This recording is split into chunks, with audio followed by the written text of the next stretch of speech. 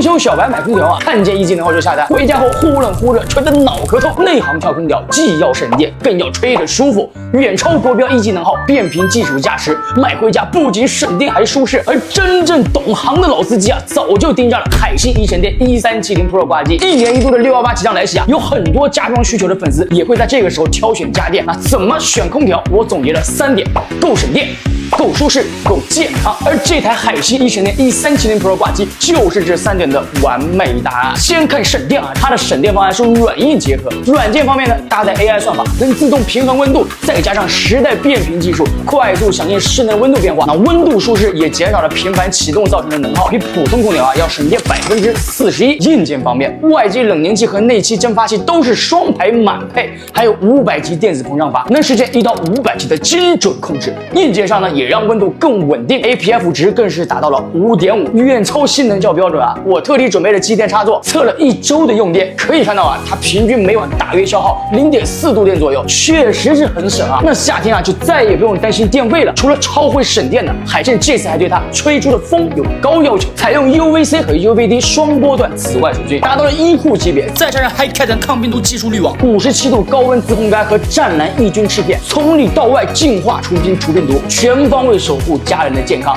那这一点呢，对于老人、小孩、孕妇的家庭啊，真的是很实用啊。因为空调长时间不用，等夏天开启啊，总会有很多的细菌病毒。海信呢这一次啊，从源头把细菌扼杀，异味之类的完全闻不到。那除了细菌异味，风直吹也是我们空调边的成因之一。而它呢，通过大导板模拟自然风，把集中吹出的气流打散，让室内空气流动啊更均匀，自然避免了冷风直吹和局部过冷过热的情况。睡觉呢，长时间开启也不会口干舌燥。那不得不说啊，海信不愧是家电行业的这个产品设计，完全从用户角度出发，主打一个贴心。那马上618还有更大优惠，想换空调的粉丝们还不快冲！